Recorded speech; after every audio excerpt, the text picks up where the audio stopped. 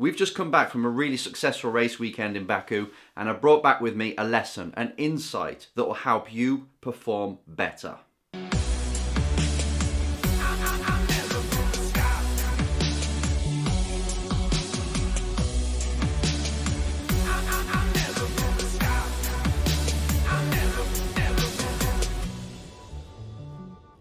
Race drivers, this is Enzo with the Race Driver Coach Show, another episode off the back of a race weekend, but this time it actually went well.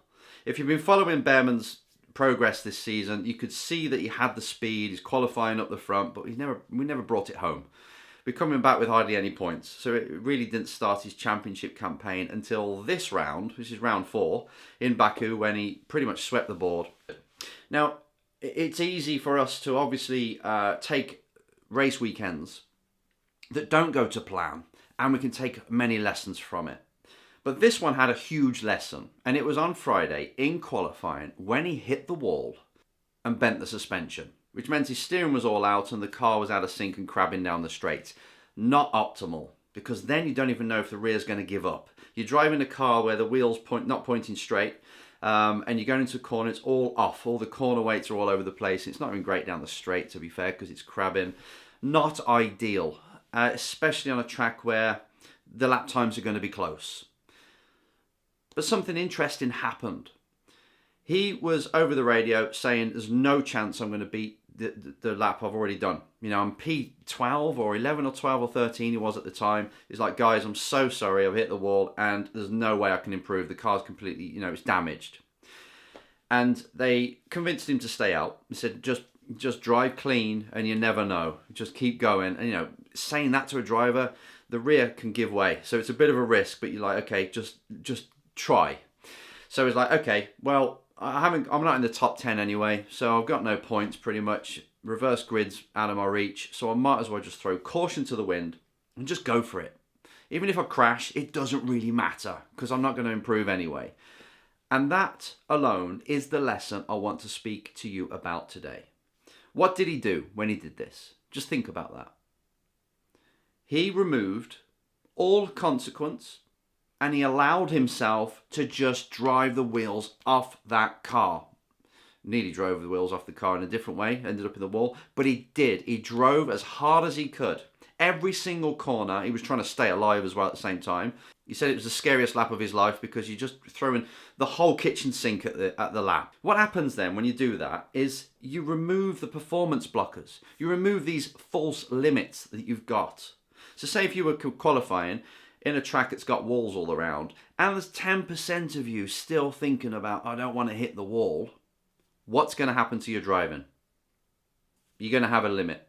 You're going to get to a certain point where you're no more willing to risk hitting the wall. So you just lose a little bit of minimum speed. You just brake a little bit harder than you actually need to because you're thinking of the wall. Just that 10%. That's all it takes to knock you off your edge.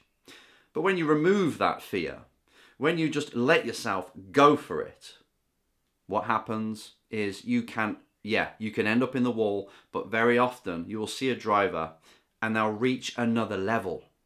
They're prepared to go further than most drivers that are out there. And as a consequence, if you drive well and you keep it out of the wall, you still got a bit of sense about you, you're not completely mad, you can get pole position. And that's what he did. He only got it by 12 thousandths of a second. So I think if the car was completely straight, he would have been like 2/10 down the road, I'm sure. But still, it just showed to me, and it reminded everybody that you remove these little performance blockers that you have and these rules of how to do things and the consequences. And it's amazing what the human mind and what you can do. And this video really is to just shine that light for you as well and just say, okay, just remind yourself of that. And think back to last race weekend or last time you were in a race or in qualifying. When you had these little rules, what you were thinking about, what you were focusing on, that also prevented you from just being in the flow, from being in the mental zone that you need to be at your best. Because I bet there's some. Because we're full of limitations, right? These self-limitations that we've got, they're everywhere. I've jotted down 5 reasons here that may be causing you to have self-limitations. Like, number 1, you think the car's off the pace, or you're thinking that you're off the pace is number 2.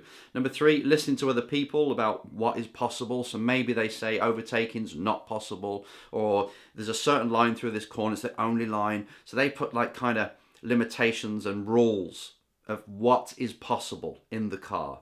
And then you put that in your mind and you go on track and you drive to that limit, to that rule. It's another thing. The 4th thing can be in a race when you're trying to hold on to a position rather than go get positions. And the 5th thing can be that you think that people don't believe in you. And that knocks you off your game as well.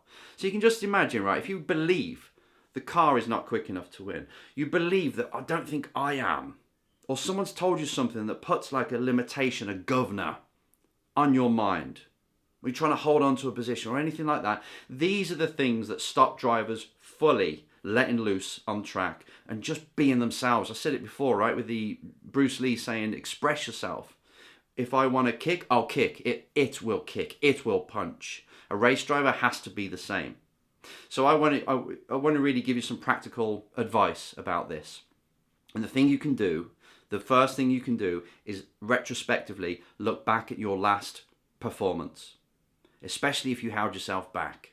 Even if you didn't, even if you got pole position. Okay, was there something there that was still a limitation, a self-limitation? And I want you to then look at the race weekend 2 race weekends ago, 3 races ago. Constantly look at all these things that you went through, and obviously when we're going into the next race weekend, you can do this, and look for patterns. Because your mental matrix is basically the way you see the world, right? And the data that you code it with, you actually create it with, you translate the world with all your beliefs, your experiences and what meaning you gave them. That's the reality that you look through and you create. You've got to make sure that you've got one that allows you, a matrix, the coding, that allows you to be completely at your best when you're in that car. And if you start to understand, right, I underdrove in that session. Why? Write out exactly why did I do this. I started to worry about if I did crash. I started to think, look at the lap time, and it wasn't what I wanted, and I started to worry and think, ask myself, am I good enough? Okay, let's just take that, and then we look at the next one, the next race weekend, and you'll see patterns, thought patterns, like habits really, that you have that cause you to have the kind of matrix that is limited. I want you to be unlimited. To go onto that track as if you're running as fast as you can and you just give it everything, but you're in the car doing that. And this isn't just for racing itself. This is for life. There will be things that we do in life that we hold ourselves back. It could be exercise, right? You're going to the gym, training, and you think, right, I haven't eaten well. I didn't sleep well, so I'm not going to be very good today.